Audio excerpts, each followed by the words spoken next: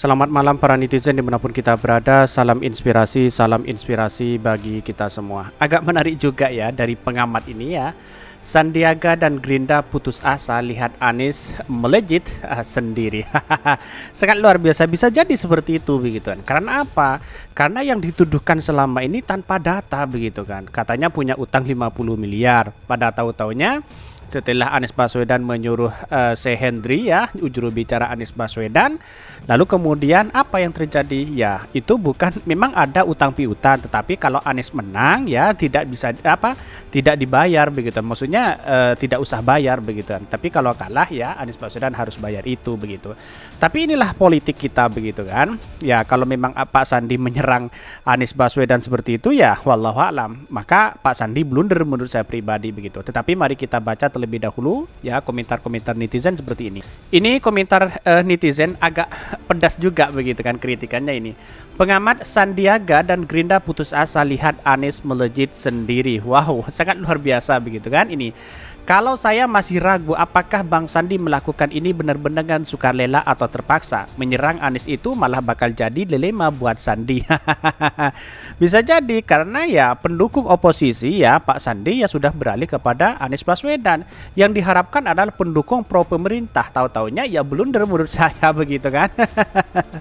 Ini sukanya instan, tapi tetap pendiriannya ya mungkin sebagai pengusaha cocok karena ingin selalu berinisiatif ya dengan sesuatu yang baru. Sandiaga Uno masih muda, tergiur untuk lompatan baru cepat sehingga inner wisdom ya yang tidak bisa mengiringi birahi politiknya. Bisa jadi seperti itu gitu. Birahi politiknya itu bisa lompat sana lompat sini karena dengar-dengar juga akan pindah ke P3 begitu kan. Ya kalau pindah ke P3 dia akan menguasai dan menjadi ketum begitu kan. Putus asa karena mereka sadar begitu berkhianatnya Anies pada mereka. Mereka menyesal telah membesarkan dan membantu. Banyak sekali pro dan kontra apa yang saya bacakan ini ya. Dan para cebong kesurupan. Tahu gini mah gue nggak usah mau diajak jadi cawapres. Ya itu loh politik begitu kan. Tanpa Anies Baswedan Sandi tidak bisa menjadi wakil karena dia tidak punya elektabilitas dan popularitas. Dia hanya mengandalkan uang yang banyak begitu kan. Tapi masyarakat hari ini ya tidak semuanya harus dengan adanya uang begitu kan. Tidak semuanya uang itu bisa melakukan hal ini. Tapi kekuatan terbesar itu kepada modal besar begitu kan. Ini panik ya kelihatan ya. Cara hanya untuk memamerkan kekederan. Ini apa ini? Ini wayai perubahan kalau mau tetap eksis dukung gerbong perubahan. Anies emang top leader ini. Kunci utama beliau selalu usaha maksimum untuk menepati janjinya. Hasil akhir biar Allah yang menentukan. Ya, itulah politik hari ini begitu kan.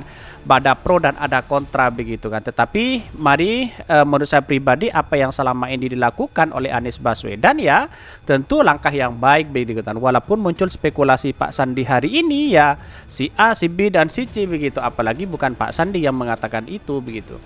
Ini semoga mereka gabung juga jadi bisa ikut melejit sehingga melupakan perjanjian ya masa lalu yang sebetulnya sudah clear dan tak perlu lagi dibuka-buka. Betul sekali begitu kan. Apa yang selama ini dilakukan menurut saya pribadi ya itulah politik kita begitu kan. Anies melejit sampai kejang-kejang.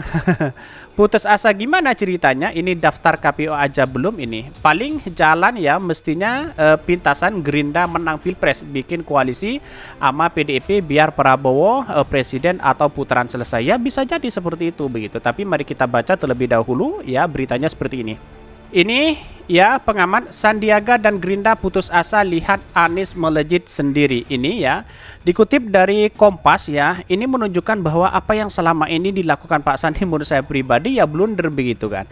Karena apa? Karena di satu sisi dia sudah mengatakan bahwa akan membacakan draft itu ya apa yang ditulis dengan kesepakatan itu akan membacakan. Padahal ya Erwin Aksa juga mengatakan katanya punya utang 50 miliar begitu Anies Sandi begitu kan. Ini pengamat politik Deddy Kurnia Sah menduga Wakil Ketua Dewan Pembina Partai Gerindra Sandiaga Uno maupun Gerindra sedang putus asa melihat mantan Gubernur DKI Jakarta Anies Baswedan memiliki tiket maju calon presiden atau capres pada pemilihan presiden Pilpres 2024.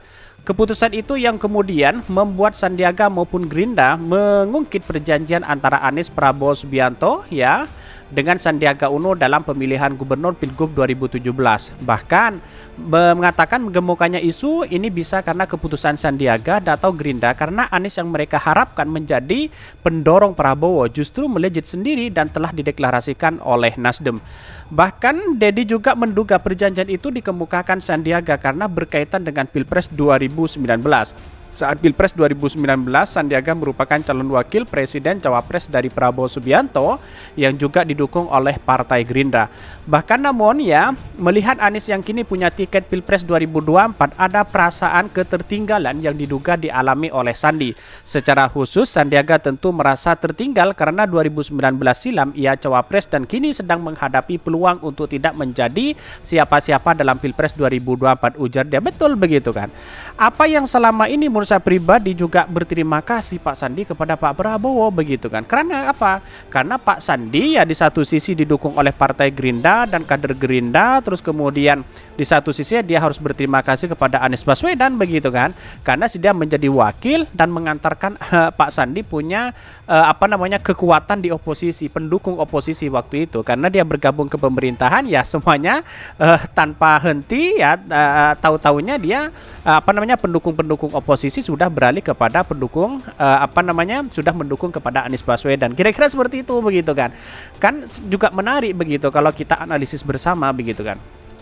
Ini secara khusus Sandiaga tentu merasa tertinggal karena 2019 silam ia cawapreskan ya kini sedang menghadapi peluang untuk tidak menjadi siapa-siapa.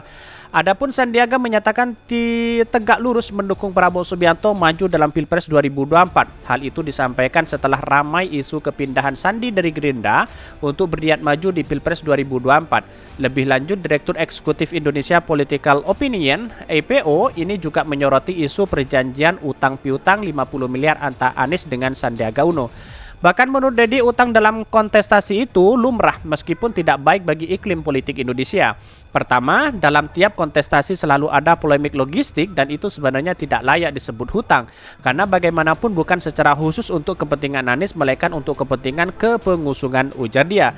Bahkan Dedi berpendapat uang itu justru digunakan untuk membeli partai pengusung. Apalagi kata dia ya, Anies ketika Pilgub 2017 bukan kader partai, tetapi saja itu kepentingan kolektif termasuk kepentingan Sandiaga.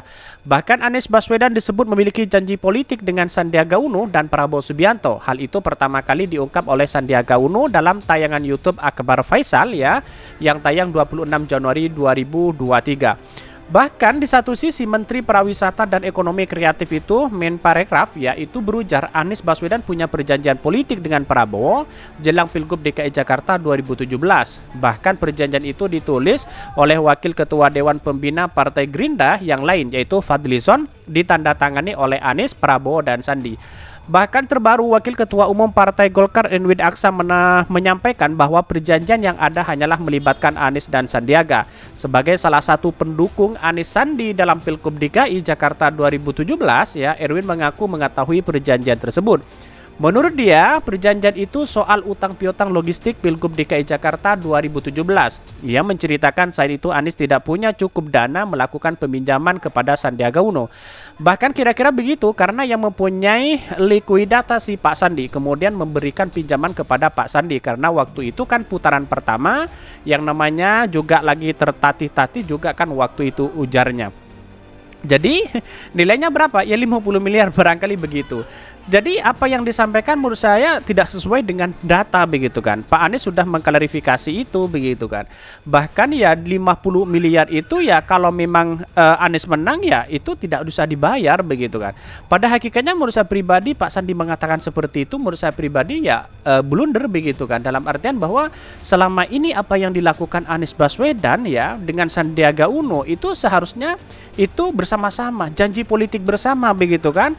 Bagaimana orang-orang yang di bawah yang mendukung Anies Baswedan terus kemudian yang mendukung Pak Sandi waktu itu ya, Anies Sandi waktu itu berdarah-darah begitu kan. Apakah perjuangan ini juga dihiraukan begitu kan? Ya belum tentu tidak begitu kan. Tetapi dari satu sisi menurut saya pribadi hari ini apa yang dilakukan Sandi menurut saya pribadi itu blunder. Karena apa? Karena di satu sisi dia melakukan stigma yang memang seolah-olah Anies Baswedan punya utang besar. Kira-kira seperti itu begitu.